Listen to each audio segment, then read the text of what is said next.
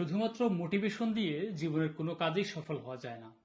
আপনি যদি কোনো কাজে সফল হতে চান তাহলে আপনার প্রয়োজন সঠিক স্ট্র্যাটেজি এবং ডিসিপ্লিন। আপনি যদি আপনার অ্যাজাইলামের আবেদনের একটা পজিটিভ রেজাল্ট পেতে চান তাহলে আপনাকে অবশ্যই ডিসিপ্লিন মানতে হবে এবং আপনাকে অবশ্যই একটা সঠিক স্ট্র্যাটেজি নিতে হবে। শুধুমাত্র মোটিভেশন দিয়ে, শুধুমাত্র অদম্য ইচ্ছা দিয়ে আপনার অ্যাজাইলামের আবেদনের কোনো ভালো রেজাল্ট আপনি পাবেন না।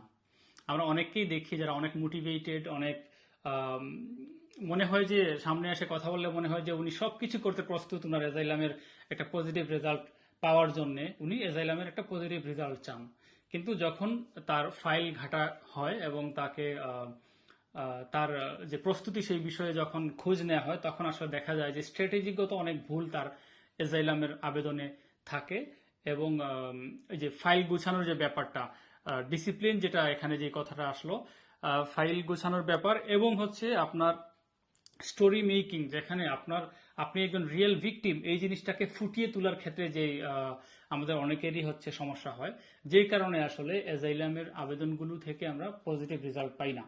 আমার খুবই দুঃখ হয় অনেক মানুষকে দেখে যারা রিয়েল ভিকটিম, বাংলাদেশে তারা অনেক নির্যাতনের শিকার হয়েছেন, কিন্তু তাদের অ্যাজাইলামের আবেদনে তারা যে ধরনের নির্যাতনের শিকার হয়েছেন দেশে, সেটাকে ফুটিয়ে তুলতে না পারার কারণে এবং লিঙ্ক আপ করতে না পারার কারণে, একটা সমস্যার সাথে আরেকটা সমস্যার লিঙ্ক আপ করতে না পারার কারণে হচ্ছে গিয়ে বিশ্বাসযোগ্যভাবে স্টোরিটা অফিসারের সামনে বা জাজের সামনে তিনি তুলে ধরতে পারেন না। এজন্য যারা অ্যাজাইলামের আবেদন করেছেন এবং এটা ইন্টারভিউর জন্য অপেক্ষা করছেন, আমি তাদেরকে পরামর্শ দেব আপনারা আপনাদের স্টোরির একটা স্ট্র্যাটেজিক রুট ম্যাপ তৈরি করুন এবং যতটুকু সম্ভব ডিটেলস তথ্য যাতে আপনার ইন্টারভিউর সময় আপনি দিতে পারেন এবং যথাযোগ্য যুক্তিসম্পন্ন উত্তর যাতে দিতে পারেন সেই দিকে খেয়াল রাখবেন।